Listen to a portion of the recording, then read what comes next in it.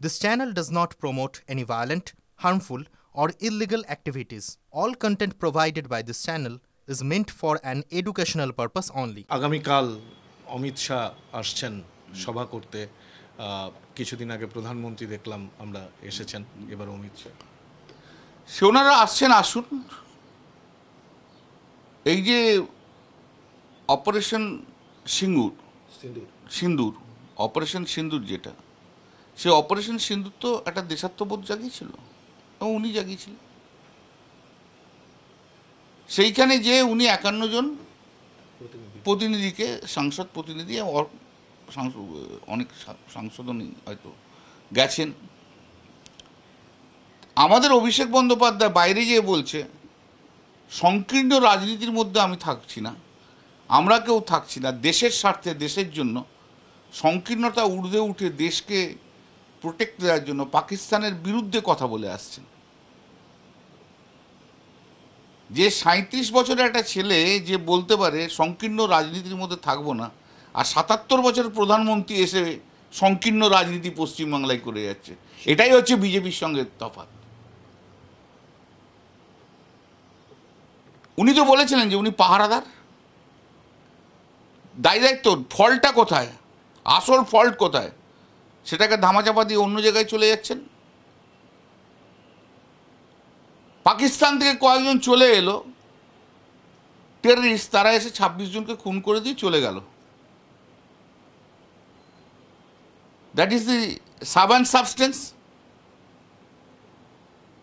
তাহলে আপনার ইন্টেলিজেন্সে ফেল করলো কেন, কি করে এলো?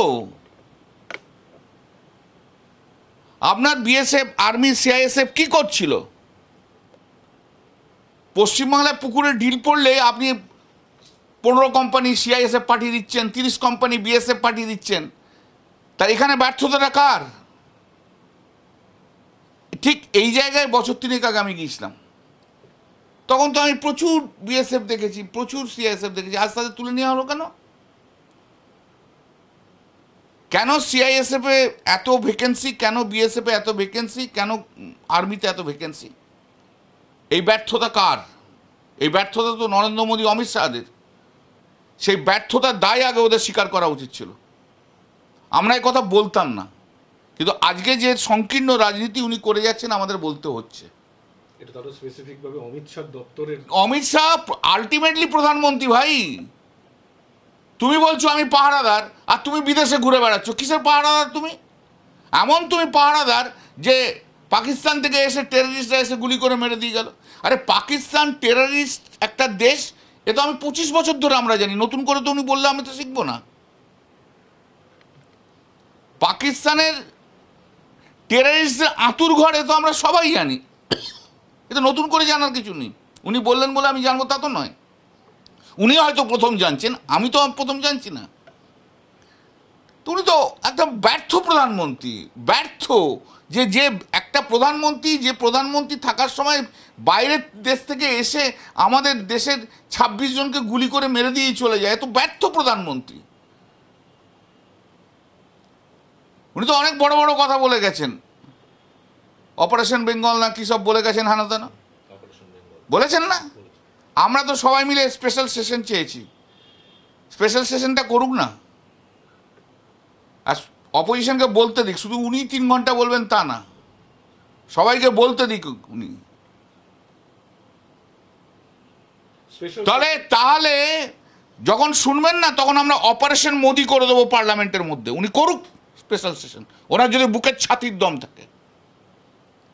বলো, আজকে ধরুন, আজকে আমরা কোথা থেকে জানতে পারলাম ভাই যে যুদ্ধ সিজ ফায়ার হয়েছে? ডোনাল্ড ট্রাম্পের। উনি বড় বড় যুক্তি দিচ্ছেন, বড় বড় তর্ক করছেন, বলছেন, পয়েন্ট বলছেন যে ওরাই আমাদের কাছে বলেছে, তাই জন্য আমি করলাম। স্ট্রেট কেন বললেন না আপনি নরেন্দ্র মোদী যে ডোনাল্ড ট্রাম্প যা বলেছে ভুল বলেছে, মিথ্যে কথা বলেছে? কিসের আপনার ভয় এত ডোনাল্ড ট্রাম্পকে, আমেরিকাকে এত কেন ভয়? এই কথা তো স্ট্রেট উত্তর দেওয়া হবে। আপনি বলুন ডোনাল্ড ট্রাম্প মিথ্যে কথা বলেছে বলে, ডোনাল্ড ট্রাম্প ভুল বলেছে বলে। নিজেকে ডোনাল্ড ট্রাম্পের কাছে নিজেকে একদম নামিয়ে রেখে দিয়েছে। 11 বছর ধরে তুমি এত এত সাগর পেরিয়ে সমুদ্র পেরিয়ে ফরেন ট্যুর করছো, ফরেন কান্ট্রিতে যাচ্ছ, বন্ধুত্ব সম্পর্ক তৈরি করছে। তা কি তুমি বন্ধুত্ব সম্পর্ক তৈরি করলে? কি বন্ধুত্ব সম্পর্ক তৈরি করলে যে আজকে তোমাকে যেতে হলো না, 51 জন প্রতিনিধিকে পাঠাতে হলো, তার মধ্যে বিরোধী দলেরও সবাই রয়েছে, এবং তাদেরকে যে বলতে হচ্ছে যে আমাদের দেশের প্রধানমন্ত্রী সব ঠিক করেছে। কিন্তু তাহলে আজকে তোমার ফেস ভ্যালুর দাম হচ্ছে না। বিরোধী দলের প্রতিনিধিরা বিশ্বের সমস্ত জায়গায় বলে যাচ্ছে বলে তবু একটা ভারতবর্ষের সম্মান রয়েছে। উনি তো ভারতবর্ষের সম্মান ভুলুণ্ঠিত করেছেন, অমিত শাহ সম্মান ভুলুণ্ঠিত করেছে। এদের পদত্যাগ করা উচিত। দেখুন দুজনেরই ব্যর্থ।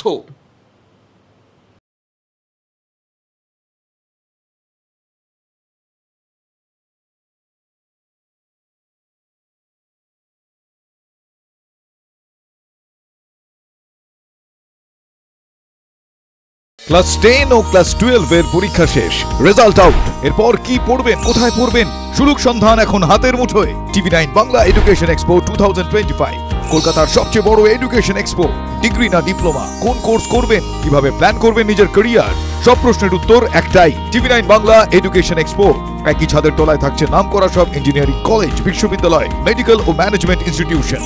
TV9 বাংলা এডুকেশন এক্সপো 2025, 31শে মে ও 1 জুন বোস ইনস্টিটিউটে, কলেজ মোড়, সেক্টর 5, সকাল 10টা থেকে সন্ধ্যে 7টা পর্যন্ত। এন্ট্রি একেবারে ফ্রি।